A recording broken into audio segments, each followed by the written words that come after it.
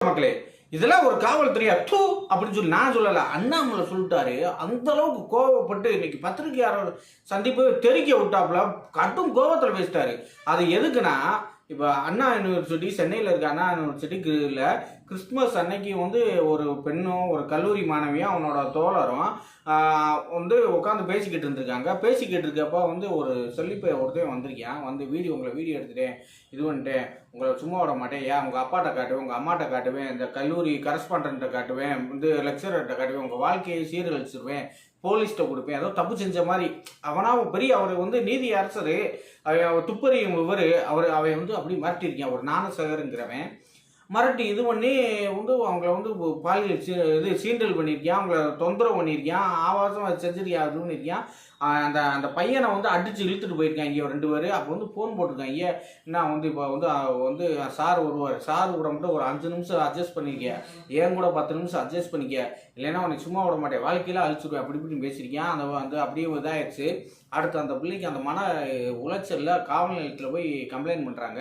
புகார் கொடுத்து ஒரு நடவடிக்கை எடுக்காமல் அவனை யாரும் கண்டுபிடிக்க முடியல, அப்படி இப்படிங்கிறப்ப ஒரு வழியாக கண்டுபிடிச்சிடறாங்க. கண்டுபிடிச்சது யாருன்னு பார்த்தா அவன் பேர் ஞானசேகர். இந்த சூழ்நிலை தான் அண்ணாமலை ஒரு இதை வெளியிடுறாப்புல, இவன் பேர் ஞானசேகர், இவன் 2000 வந்து ஒரு 3-4 தடவை இந்த மாதிரி ஸ்டேட்டஸ் பண்ணியிருக்கான். போலீஸ் கான்ஸ்டபிளை கூட விட்டு வைக்கலாம், அந்த அளவுக்கு இது பண்ணியிருக்கான். பெண்களை போட்டு பானமக்கப்படுத்திருக்கேன், இது பண்ணியிருக்கான். இவன் வந்து திமுகவை சேர்ந்தவன், திமுக சைதாப்பேட்டை தொகுதி பொறுப்பாளராக இருக்க, அமைச்சர் உதயநிதியோட படம் இருக்க போட்டோ, அடுத்து வந்து மா சுப்பிரமணியன் கூட இருக்க போட்டோ, இந்த போட்டோவெல்லாம் வெளியிட்டாப்புல அண்ணாமலை. உடனே வந்து திமுக வந்து என்ன செஞ்சுட்டாங்க, இல்லை அவன் திமுகலாம் இல்லை அப்படின்ட்டாங்க. வந்து அமைச்சர் துரைமுருகன் சொன்னார், பிரியாணி விற்கிறவையெல்லாம் வந்து திமுக காரனா அப்படிங்கிற. அமைச்சர் ரகுபதி என்ன சொன்னார், ஒருத்தர் வந்து அமைச்சருக்கு துண்டு போட்டால் அவன் திமுக காரனா ஆயிரும்னா அவனுக்கு எனக்கு சம்மந்தம் இல்லைனாரு. உடனே அண்ணாமலை என்ன செஞ்சார், அவங்க வந்து கட்சி உறுப்பினர் கார்டு, அடுத்து அவங்க கட்சி நிகழ்ச்சியில் கலந்துக்கிட்டது, நிகழ்ச்சி நடத்தினது, இந்த பத்திரிக்கை திமுக வந்து கட்சி நிகழ்ச்சி பத்திரிக்கை எல்லாத்தையும் வெளியிட்டாப்புல. இந்த நிலையில அந்த பிள்ளை புகார் அளித்தாங்களே, அந்த புகார் அளித்ததுக்காக பதியப்பட்ட எஃப்ஐஆர், அந்த எஃப்ஐஆர் ரிலீஸ் ஆயிடுச்சுங்க. அந்த எஃப்ஐஆரில் பெரிய கேவலம் வந்து அந்த எஃப்ஐஆரில் என்ன இருக்குன்னா வந்து அந்த பிள்ளை வந்து எத்தனை மணிக்கு அங்கே போச்சு, அந்த பிள்ளை வந்து அந்த பையனோட வந்து முத்தம் கொடுத்துக்கிட்டு இருந்துச்சு, முத்தம் கொடுத்தப்ப இவன் வந்து இடையில வந்து பிடிச்சிட்டியான், பிடிச்சி வந்து இது பண்ணி அவன் என்ன செஞ்சியா, அசிங்கமாக போட்டு அந்த எஃப்ஐஆர் ரிலீஸ் பண்ணி விட்டாங்க. எழுதுனதை அதை பார்த்து அண்ணாமலை சொல்லியிருக்காப்புல, ஒரு பெண் வழக்கில் இந்த மாதிரி போக்சோ வழக்கில், வன்கொடுமை வழக்கில் வந்து பேரை வெளியிடக்கூடாது, எஃப்ஐஆரை வெளியிடக்கூடாதுன்னு சட்டம் இருக்கப்ப எப்படி வெளியிட்டீங்க, இதெல்லாம் இதெல்லாம் ஒரு காவல்துறையா அப்படி இப்படின்னு அசிங்கமாக பேசி கோவப்பட்டு கொதிச்சுட்டாப்புல.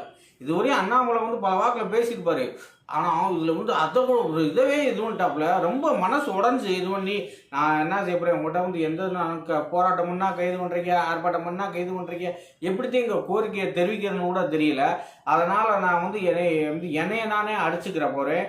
வந்து நாளைக்கு வந்து என் வீட்டு முன்னாடி நின்று சாட்டையால் என்னையவே அடிச்சுக்கிறேன். இந்த திமுக அரசியல் நான் வாழ்கிறேனே, எதுவும் செய்ய முடியலையே, என்னை ஆண்டவா நீதே, முருகா நீதே வந்து இது பண்ணணும், காப்பாற்று, தமிழ்நாட்டு மக்களை காப்பாற்று, அதுக்காக நான் வேலை செய்யாத என்னைய இன்னமும் திமுகவை ஆட்சியை விட்டு இறக்க முடியல என்னையால், அதுக்கு தண்டனையாக என்னைய நானே அடிச்சுக்கிறேன்ட்டு அடிச்சுக்கிற போகிறேன்னு சொல்லியிருக்காரு. 6 தடவை அடிச்சுக்கிற போகிறானா.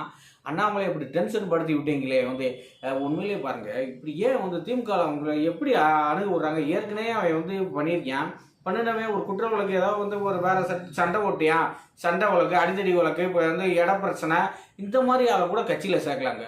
ஒரு போக்சோ வழக்கு இருக்கவனா வந்து எப்படி அமைச்சர் பக்கத்தில் நெருங்க விட்டாங்க, அது ஆச்சரியமா இருக்கு. ஒரு அமைச்சர் கூட வந்து ஒரு துணை முதலமைச்சர் கூடலாம் வந்து ஒரு உளவுத்துறை அதிகாரிலாம் இருப்பாங்களா, அவங்களுக்கு தெரியாதாவே சில்லற பையனே அவங்க சொல்ல மாட்டாங்களா, அமைச்சர் வந்து உங்க கூட இருந்தேன்னா இவன் உங்களுக்கு கெட்டவராயிரு, என்னைக்கு வேணா இது பண்ணுவேன்னு சொல்லியிருக்கலாம். இல்லை இவன் அமைச்சர் பக்கத்தில் வரையான், என்ன காரணமா இருக்கு, ஏதாவது தவறு பண்ண போறானா, இது பண்ண போறானா அப்படின்னு காவல் தெரியாது விசாரிச்சு அவனை பிடிச்சி நொங்க எடுத்துருக்கலாம். என்ன செய்ய பாட்டு இப்படி மாட்டிகிட்டே இதாக வேண்டியதாக இருக்குது. இனிமேலாவது காவல்துறை வந்து விழிப்போடு இருக்கணும். அரசியல் என்னதான் அரசியல் பின்புல இருந்தாலும் அவங்க வந்து எந்த தவறு செய்ய போகிறாங்களோ கண்காணிச்சுக்கிட்டே இருக்கணும், தவறு நடைபெறாமல் பாதுகாக்கணும். இது வந்து ஒவ்வொரு காவல்துறை அதிகாரிகிட்ட போல வந்து எல்லா விஷயத்துக்கும் அண்ணாமலை வர முடியாதுங்க. அந்த பார்ட்டி ஒரு படத்தில் வருவாப்புல, ஒவ்வொரு ரேஷன் கடைக்கு ரஜினிகாந்த் எம்ஜிஆர் வர முடியுமாங்கிற மாதிரி எல்லா பிரச்சனைக்கும் அண்ணாமலை வந்து சரியும் நன்மா, வேறு யாரும் இல்லையா. எடப்பாடி அவர் கட்சியை வந்து காப்பாற்றுறதுலேயே பெரிய சண்டையாக இருக்குது. அவர் ஜெயக்குமார் என்ன எழுதுறாரோ அதையும் பேசுகிறாரு. ஜெயக்குமார் என்ன சமயத்தில் வந்து எடப்பாடி என்ன செய்கிறாரு, ஜெயக்குமார் சொன்னதை நான் சொன்னதை எடுத்துக்கோங்க அப்படிங்கிறப்ப இப்படிலாம் இருந்தால் எதிர்க்கட்சியை செயல்பட வேண்டிய அதிமுக வந்து அவங்களுக்குள்ளே சண்டை கொடுத்துட்றாங்க. அண்ணாமலை வந்து இந்த அண்ணாமலையே ஒழுங்காக வேலை பார்க்க விட மாட்டாங்க. அத்தையாவது கிளப்பிட்டு இந்தி பிரச்சனை தக்க வடக்கு பிரச்சனைன்னு அவரையும் இது பண்ணுறாங்க.